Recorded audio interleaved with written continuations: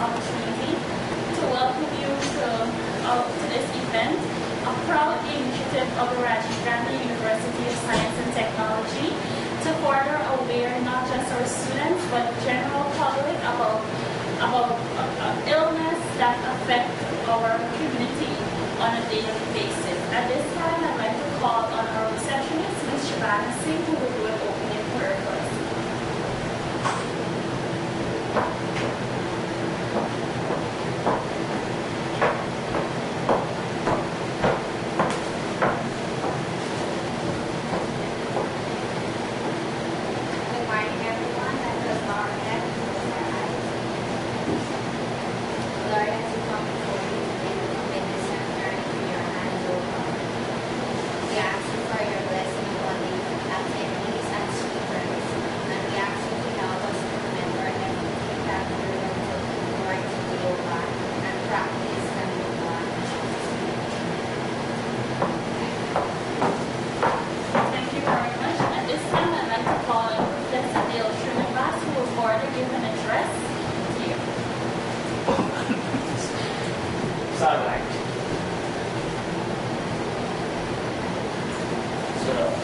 Good morning, everybody. Good morning.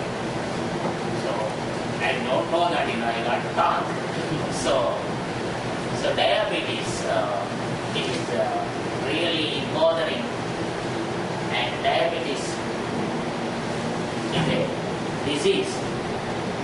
So it is coming from the genetics, and so normally, nutrition people like him, and they want to actually treat the diabetes with the food, and what kind of food we can prefer.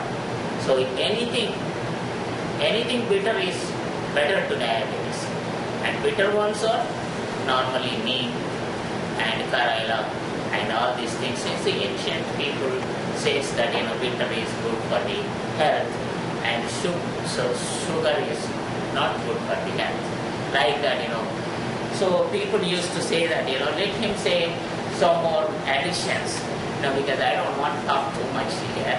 And so major problem in the diabetes is insulin therapy.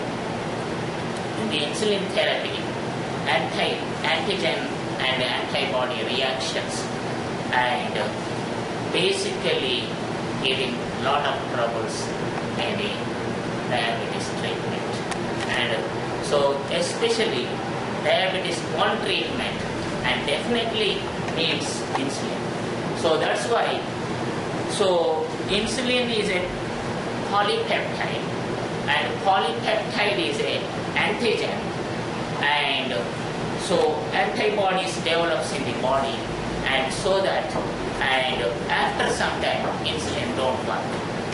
So if insulin don't work, and that person got only one choice, and that is the death. So that's why, this is important, and also pregnant ladies and get the gestational and diabetes, and that is also important for the pregnant ladies, and because a lot of pregnant ladies and eat too much, and they have to eat the diabetic food, and to control the gestational and diabetes. So with these few words, I will close here. Let the normal lecturer to continue, and let the John Moses to talk, and so we got a lot of speakers, and let them talk. And thank you very much for giving the opportunity.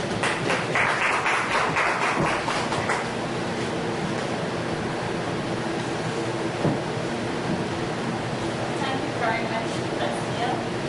At this time, I'd like to,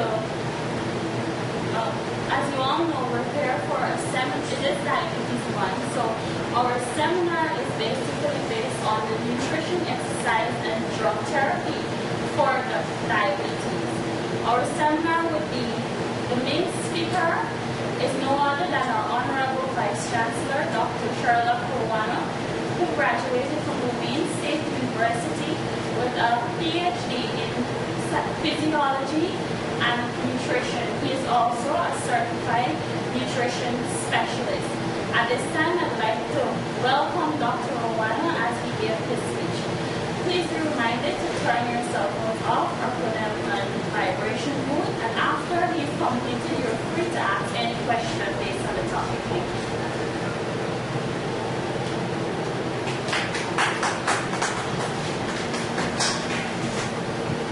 Thank you for the introduction. Registrar, Dr. Dale, students, invited guests, I'm pleased that you were able to make this time to come here. And I know that you will be very educated about the subject that affects each one of us in this country, one way or the other. Or we know someone who has diabetes. And that's why I think that it's important that we address this disease, because it's on the rise and it's rising very quickly. So you can see that we need to have control of it, and that's what I'm trying to do today. Okay, next slide please. Diabetes, as I said, is a chronic illness. It requires sorry, yeah? Can you adjust this or you can adjust it? It's blurry. Blurry?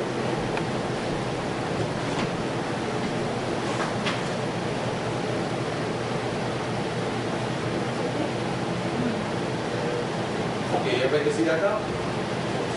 Okay, I said it's a chronic illness. It needs continuous monitoring and medical care. Glycemic control does not mean that the other complications such as neuropathy, renal insufficiency, etc. will not manifest. You as you know, there's we'll go for that, but I just want to mention that the most prevalent diabetes is in type 2 diabetes. So they're saying that 95% of our diabetic cases are the type 2 diabetes. The diabetes that are type 2, they're known by another name too. You have what we call NIDDM, non-insulin dependent diabetes mellitus, or adult onset diabetes. Okay? The WHO predicts that the prevalence of type 2 diabetes will increase from 135 million in 1995 to 300 million by 2025. Now this is a very almost 2 times amount or 3 times amount of diabetic case within a 25 to 30 years interval. That means for every year there's at least 5 million people diagnosed with diabetes. This prediction has prompted professionals, health professionals all over the world to take a serious look at diabetes prevention. And so they're working on that time limit to ensure that this diabetes doesn't reach that stage. Okay, next. Now the classification of diabetes. There are 4 classifications of diabetes. Type 1 diabetes is also known as insulin-dependent diabetes or juvenile diabetes. What it means is that this the diabetes occurs at an early age.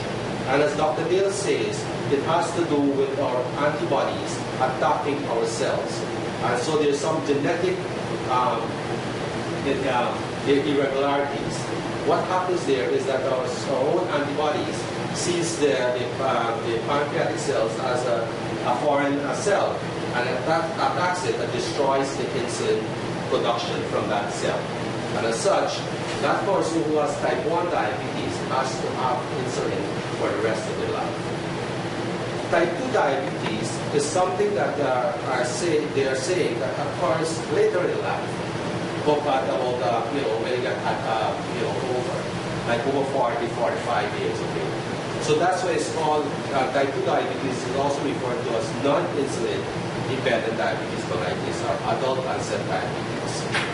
So as the name says, that it occurs at a later time in life, and also you do not really need insulin per se to treat that type of diabetes. Okay? Gestational diabetes occurs in pregnancy. Now this is one of the things I like to focus on a little bit more. They are saying that you only have it when you have a pregnancy situation. Now, in females, the pregnancy is a kind of what they call insulin resistance. And that's natural because what happens, the nutrient that the mother is providing has to be now provided to the fetus. So insulin normally works to move nutrient into the cells of the mother. But now that the baby has to get, or the fetus has to get the nutrient, there's a change there in how insulin works. And so that the nutrients will be available to the baby. And another thing that we need to know about gestational diabetes, it doesn't occur just by having a baby. You must have some kind of impairment before pregnancy, but nobody is aware of that because you don't test yourself until you get into a situation where you have to go to see a doctor. So when you're pregnant, then you don't test yourself and then you realize that you have diabetes. But if you have done some testing before you become pregnant and aware that you have an impaired glucose tolerance, then the chances of developing gestational diabetes may be less because you're aware of it and you might take the necessary precautions. Okay? The fourth type of diabetes is a diabetes due to other conditions beside the lack of insulin production for the pancreas. Now, such condition abnormalities is acromegaly. Now, acromegaly is an increase in growth, like giants. Okay? So you have an increased secretion of growth hormone. And what happens here, like the growth hormone, as it says, it works to promote growth. So it has an initial action is like insulin, which is where it promotes the movement of nutrients in the cell. But after that, it becomes too much. It produces too much. So the glucose, for example, accumulates in the blood. And so you get a diabetic-like condition. Cushing syndrome is a disease that affects what we call the adrenal gland. And in that case, what happens is, again, the adrenal glands are oversecreting what we call cortisol. Now, cortisol is what we call a hormone that is secreted when you have a fasting condition, when you're between meals then. Because what it promotes, when blood sugar gets low, it actually helps in bringing back sugar in the blood by a process called gluconeogenesis. Okay? So, in that Cushing syndrome, you have a secretion of cortisol. Steroid therapy. Now, steroid therapy, nobody will think about that as being a cause of being diabetic because you use steroid therapy for a certain condition, like for somebody who has an asthmatic condition. They use the steroid to open the airways open. But at the same time, if you're using it on a regular basis, it is a possibility that it can raise your blood sugar because it's a cortisol. Okay? And the cortisol is cortisol. Also, what you should remember is that it's a compounded thing, Cushing syndrome. When you produce cortisol also causes the conversion of epinephrine to norepinephrine. So you have a neurotransmitter that can cause certain constriction. And so when you have both of that, you will have higher concentration of these things in the blood. Alright? Next slide. How do you diagnose someone with diabetes? Well, a person is confirmed to be diabetic based on symptoms and blood results. The symptoms are referred to as the 3 Ps.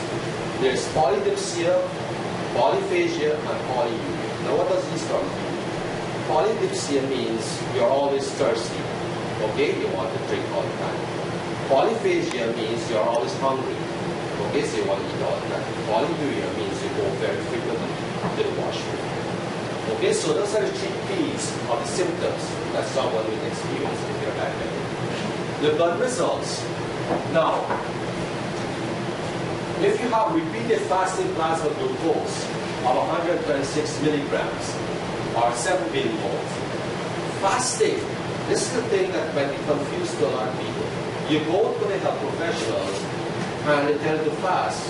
And sometimes they will also tell you that you are not supposed to drink any fluid. You don't eat and don't drink and come for your test. Now what the fasting here means is that you only not eat, but you can drink your water. Not I don't mean sweet drinks and soda or whatever. You have to drink water. Because think about it. If you don't drink fluid, you're still going to the washroom and excreting fluid, passing on body fluid. And if you don't replace it, the substrates in the blood become very concentrated. So when you go for a test in the morning, you might get a reading that's very high. And according to that reading, you might be considered diabetic when it's just a concentration problem. So you get what we call a positive result. Okay, a false positive result. So you have to know the circumstances that the person is under when they go for a blood sugar test. So as I said, the fasting blood sugar, if you have the repeated fasting blood sugar over 226 milligrams, you are considered diabetic. Or if you do what you call a glucose load, OGT glucose tolerance test, what they do, they give you a shot of glucose solution, or sugar solution, 75 grams, dissolved in water. Okay? It means it's very concentrated. And then 2 hours later, they take a reading. And if it's over 200 milligrams during the oral glucose test, then that is considered abnormal, and you might be considered as diabetic. The normal blood glucose is 20 to 100 milligrams per deciliter, or 4 to 6 milligrams. That's considered normal. So abnormality is anything above that. So you start seeing abnormality, as I said, when you're about 110, 120, you say that you have an abnormal glucose, impaired glucose tolerance. And that's what you have to watch yourself to bring it back to normal. Okay, next slide please. So if an individual has a fasting blood glucose of 100 milligrams or 125 milligrams per deciliter, he or she is categorized as having impaired fasting glucose. You see that? So just over 100.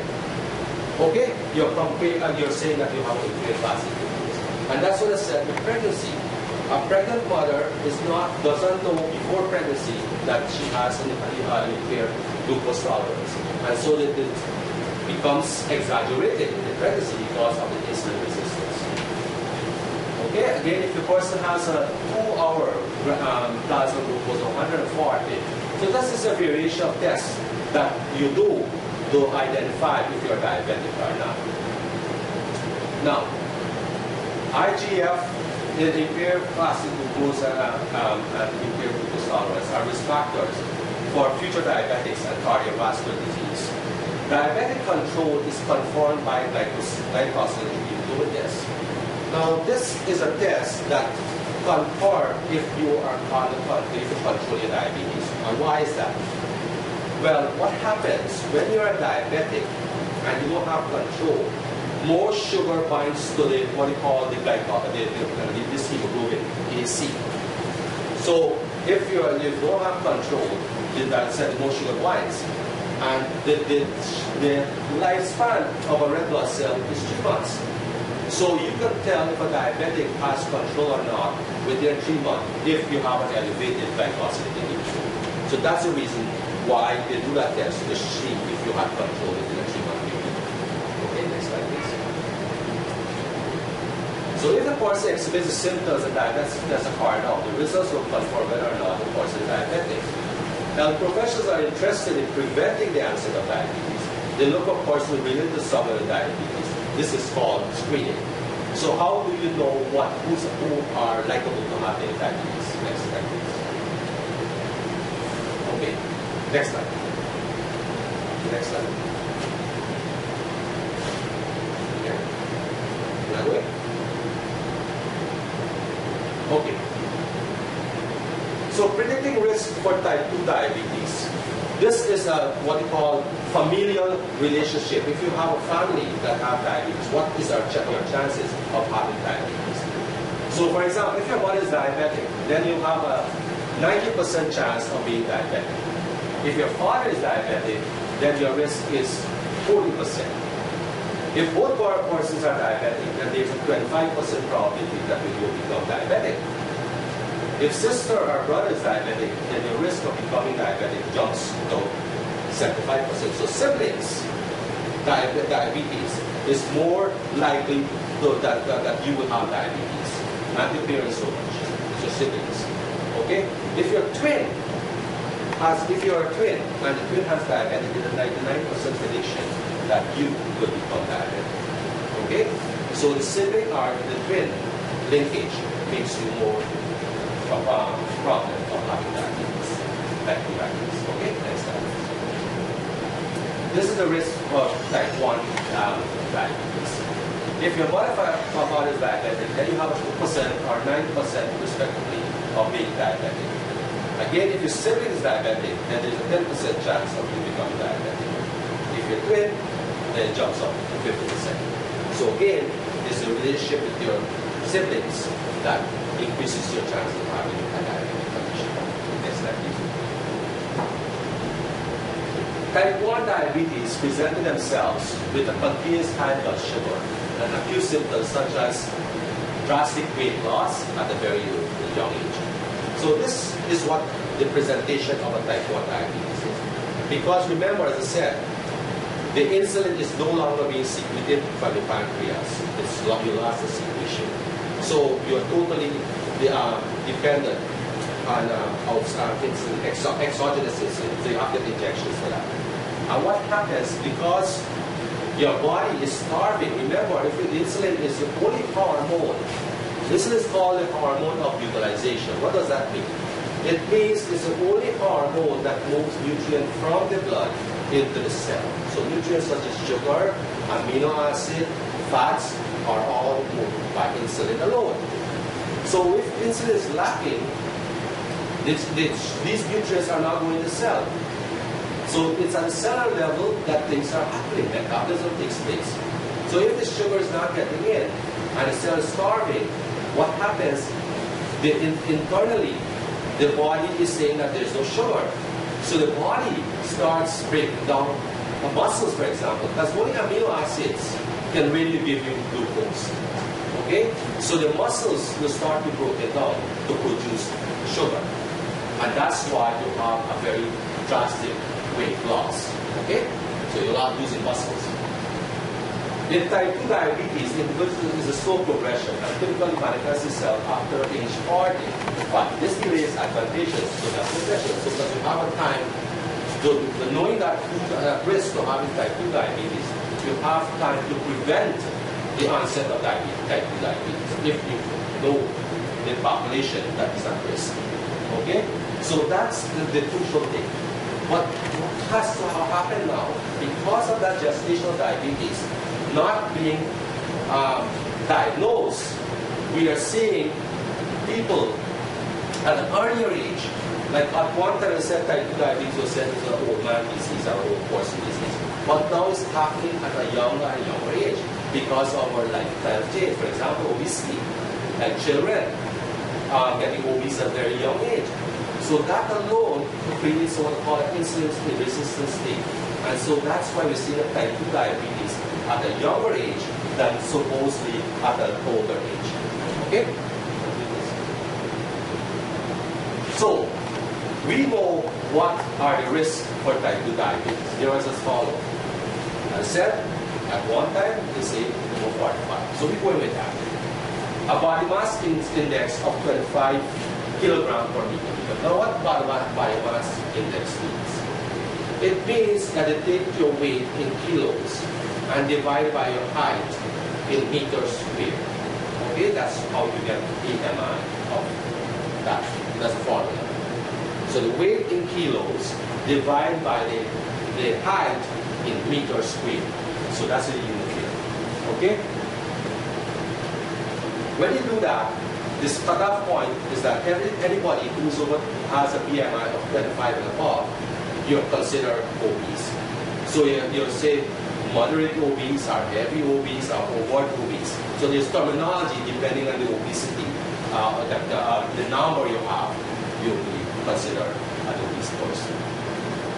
Okay? Now the other response factor is physically acting activity. And I always say something about physical inactivity.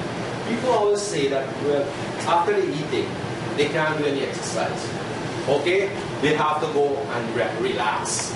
So they sit down in front of the TV and watch the TV, or no activity for that way. And that's where the weight is coming in. Because what is the purpose of eating? The purpose of eating is to generate energy. The energy to move the machine. You're a machine. So like a car, I always use that example. You put fuel in the car, you drive the car, takes a number of miles. But if you put the fuel in the car, the gas is still there.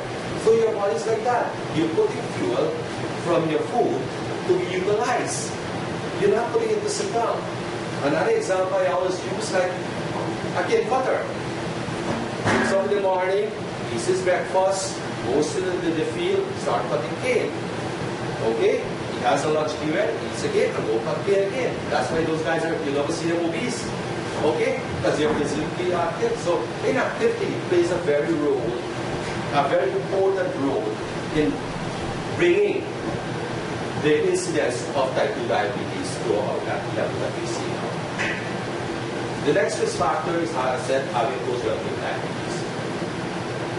Members of high ethnic population are African American, Latino, Indian, and seem to be more susceptible to type 2 diabetes. Okay?